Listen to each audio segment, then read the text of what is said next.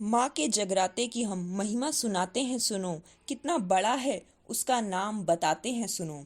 एक था सेठ, उसके चौकीदार रहता था, रात को पहरा देता, माँ का नाम कहता था। इसी तरह से जिंदगी को बसर करता था, जो भी मिल जाता उसी में वो गुजर करता था।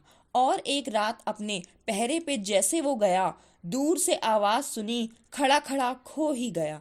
माँ की भेंटों में आज सारा शहर खो रहा है, सुना कि दूर कहीं जागरण हो रहा है। वहीं जा पहुंचा और माँ की भेंटों में खो गया। इसी तरह से सवेरा उसे वहां हो गया।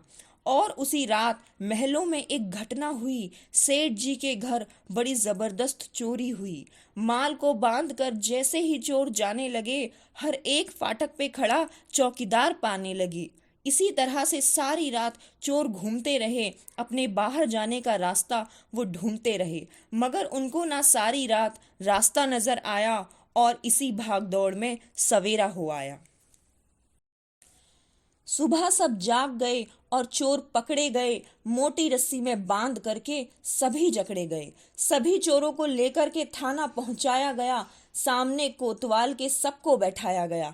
पूछा चोरों से कि तुम बोलो कैसे पकड़े गए, तो हाथ जोड़कर वो सारी कथा कहने लगे। जिस भी दरवाजे से हम भाग जाना चाहते थे, उसी फाटक पे चौकीदार खड़ा पाते थे।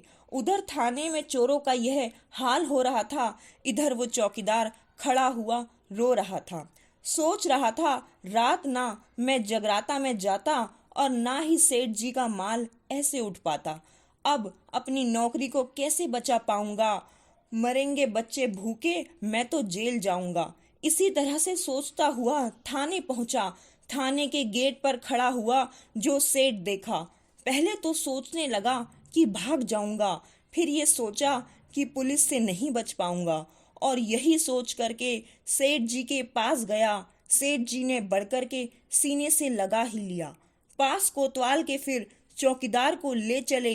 चोरों ने देखा तो वो हाथ जोड़कर कहने लगे, जी हाँ सरकार, यही चौकीदार रात आया जिसने महल से बाहर रात हमें जाने न दिया। चौकीदार बड़े सोच में खड़ा ही रहा, समझ में कुछ नहीं आया माजरा क्या हुआ। फिर सोचा, किसने मेरी जगह हाजिरी लगाई होगी, बन करके चौकीदार शेरावाली आई होगी। जय माता दी।